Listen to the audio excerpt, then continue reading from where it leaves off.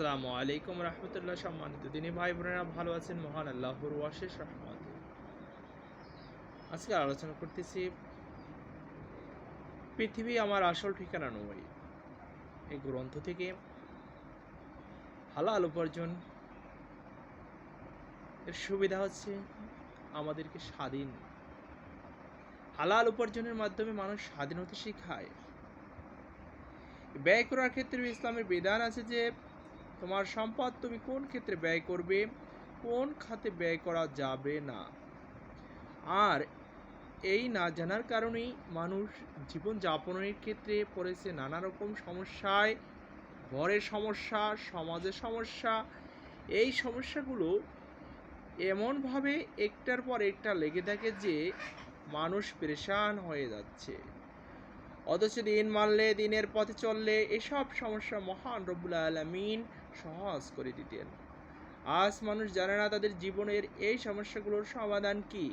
মানুষ মনে করে পয়সা কামাই করলে সব সমস্যার সমাধান হয়ে যাবে, সংসার সুখে আসবে, সমাজে শান্তি আসবে। বর্তমানে এটাই জগতের সকল মানুষের বোঝ। মুসলমানরাও এই বোঝ, ইহুদি খ্রিস্টানদেরও এই বোঝ, হিন্দুদেরও এই বোঝ। সবাই বলে টাকা আসবে তো আমরা স্বচ্ছ হয়ে যাব এবং আমাদের সমস্যার সমাধান হয়ে যাবে। আমাদের এই মানসিকতা তৈরি হয়েছে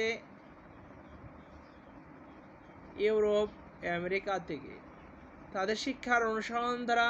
কিন্তু এই শিক্ষা ভুল।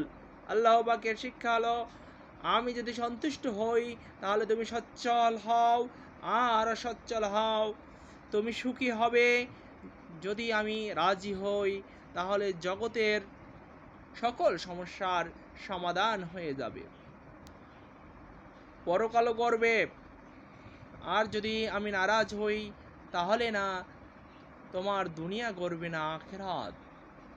মহান রব্বুল আলামিনের শিক্ষা যা আসমান থেকে এসেছে, হাদিসে কুরসিতে আল্লাহ রাব্বুল আলামিন বলেছেন, যখন আমার আনুগত্য করা হয় তখন আমি সন্তুষ্ট হই, আর যখন আমি খুশি হই তখন আমি বরকত দান করি। ইন্নী যা উতি তু রদি তু ওয়াইদা রদি তু বারাকতু। সাদাকাল্লাহুল আলিয়্যুল আযীম। মহান আল্লাহ তাআলা আমাদেরকে আমল করার তৌফিক দান করুন।